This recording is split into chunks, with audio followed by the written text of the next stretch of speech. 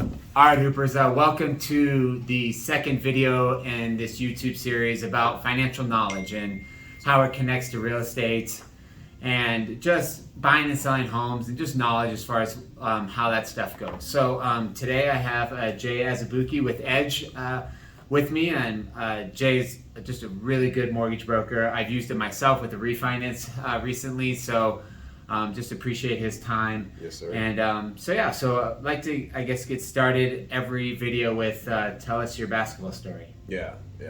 I love that, by the way. I love the angle.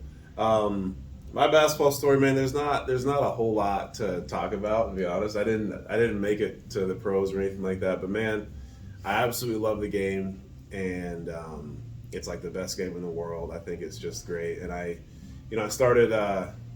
My guy is Michael Jordan. I started watching him when I was a kid, and I was playing soccer at the time.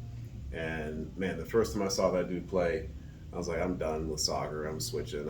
I gotta try to be somewhat. I'm gonna try to mimic that somehow. And it was just the finesse that he would play with, and the mental, just killer instinct that he would play with. But so I played all the way through my upcoming years, all the way through high school.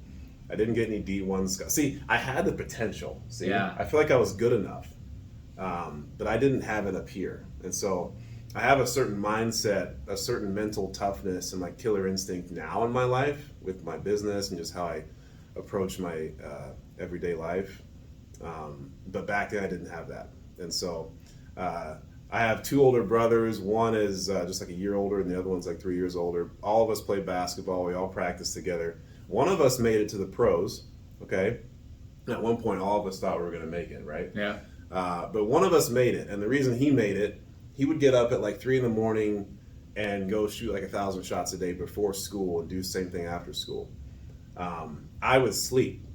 So his bedroom was right beside mine. I'd hear his alarm go off. He'd wake up, he'd go to school, and I'd sleep. And that's the difference right there. He was an extremely hard worker. I was lazy. And I had a lot of talent too, but I just didn't have the killer instinct and the drive that he had. So I'm trying to learn from that. Yeah. And because I didn't get anywhere with basketball. I played in college. I didn't have any scholarship offers, things like that. It died after that, after college. But I'm trying to learn from that experience and look back and see all the things that I dropped the ball on and try to, channel that into my business now, my life now, and impart that to my kids now too. So that's kind of my basketball story. Yeah, it's very interesting. Like, there's a lot of similarities in our story where if you knew what you knew now, Yeah. you're always curious about, man, if I could go over and go back and do it over again, where would I get to as far as basketball goes? Yeah. Because there's just not only work ethic and just knowledge of the game and things like that. You're just like, man, I wish I could go back and do it over and see where it goes. Yeah. But Yeah. So I think a lot of people can relate to that story. So. Yeah, hopefully. Well, okay. Well, I guess let's get started. So, so in this series, we're just trying to talk about kind of just financial knowledge and all that. So I guess what's the biggest misconception you think people have about affording a home? Yeah. Being able to buy a home for themselves. I would say the biggest thing, hands down, is down payment. I think not everyone. I think a lot of people in the first-time home buyer scenario have this misconception that they have to put 20% down. And I don't know where that comes from, but it's not exactly accurate because you don't have to put 20% down. There's different programs. And thank God, because in Denver, and we're starting to feel like California now. Yeah, definitely. With just these prices, and 20% is not a small number anymore. I mean, it's like 100,000 plus. And that's before you got to pay for closing costs. Yeah. So most of us don't have that, especially for first-time home buyers. If you look at the other part of your life, as a first-time home buyer, usually you're not in the place where you have 100,000, sit in the bank. So thank God we don't have to put 20% down.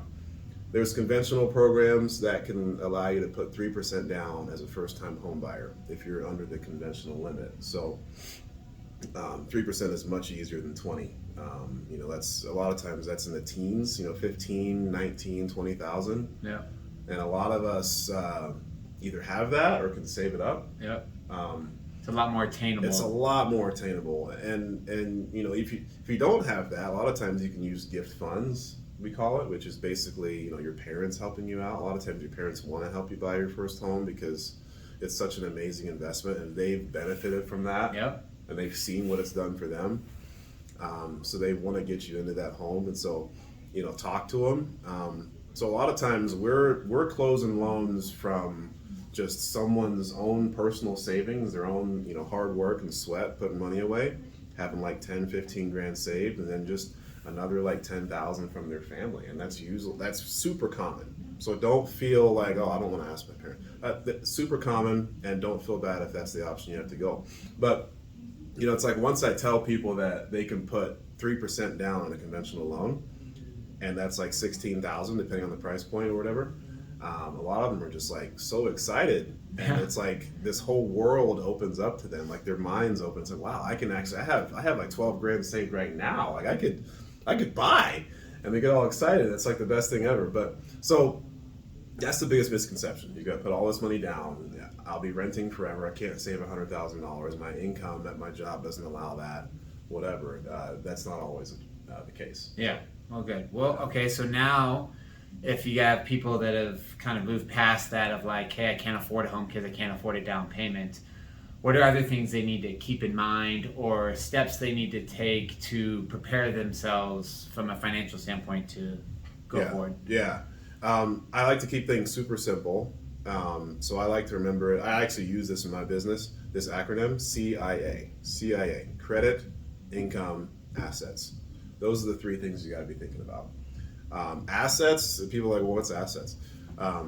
That's like, what are you using? What cash are you going to use to close on this house? So the down payment and closing costs is what you have to come to closing with, right? So what are you going to use for that? Is it going to be savings, gift funds, like I mentioned earlier? That counts as an asset. It's somebody else's money, but they're going to gift it to you. And there's a very simple way we document that for the loan. 401k, retirement accounts, things like that. So that's that category. And surprisingly, that's usually not the thing that trips people up. Most people, we can figure out some way, and there's down payment assistance too, which it's a whole other category, but you can get down payment assistance as well. So usually the down payment assets part of that acronym is not the tripping point. Usually income is, so I'm kind of backing into this. Talk about assets, income. Have a solid job, right? Don't jump around too much. And if you own a business, and that's what you're going to use to qualify, you got to be running that business for 2 years, okay? And talk to your tax professional, okay? But don't write everything off. So, actually show some income, because we have to go off of whatever you tell Uncle Sam, right? So that's a whole other category. But income is usually what trips people up, because oftentimes the income is not high enough to allow the debt to income ratio be low enough. So we have to look at your credit liabilities and how much debt you have and the payments each month, plus that new mortgage, right? And then your income has to be a certain percentage over all that. So usually the income is actually the tripping point. So obviously we'll talk about that at that time. And then credit is kind of the last thing, and super important as well. We got to be over a certain score. So you got to be minding your credit, make your payments on time, keep your revolving credit card balances low, things like that. And obviously I have to know about certain major things like foreclosures, bankruptcies, things like that. So those are the three areas that you need to be thinking about if you're trying to buy a house. Okay. What as far as credit goes, we've talked in the past, and you've said that sometimes there's different FHA and conventional as far as what credit score you need to qualify for those types of loans. Yeah. So can you just go through that kind of quickly? Yeah. So let's go through FHA first, because that's the most lenient, right? So most lenders are doing 580 for the minimum credit score for FHA loan, which could come to a pleasant surprise for a lot of people, because that might be lower than they thought. But So we need to be above a 580 most of the time. Sometimes you can go down to 550. Certain lenders are doing programs like that. And so obviously if you're in the sixes at all, we can probably find something for you. So conventional is probably in the 685 range. I've done conventional loans with less than that, but that's usually kind of where we want you. We need to be doing things that keep your credit score above, where it needs to be. And you need to be, the most important thing, honestly, on your credit report is payment history. Make your payments on time, even if you're just making minimum payments on things, right? So whatever the creditor is requiring you to make, what payment they're making you, they're telling you to make each month, make that payment on time, because that's the heaviest weighing factor on your credit score, okay? And when you have a collection, obviously it dramatically hurts your score. That's tied to payment history because you didn't pay something, so it went to collections, right? So payment history is the number one thing that hurts your credit score. If you just pay your payments on time and keep on doing that for an extended period of time, you'll see your score go up just from that alone. The second thing is your revolving credit card debt. That needs to be under a certain percentage. 50% is what most creditors or most bureaus require. So if you have a $10,000 Chase credit card and the balance is sitting at $9,000 each month, that's withdrawing a certain number from your credit report. So it's hitting you in a negative way each month. So you got to get that under, most credit bureaus require it to be 50%. So if you're at $10,000 credit, you need to be under $5,000 on that card for it not to hurt you.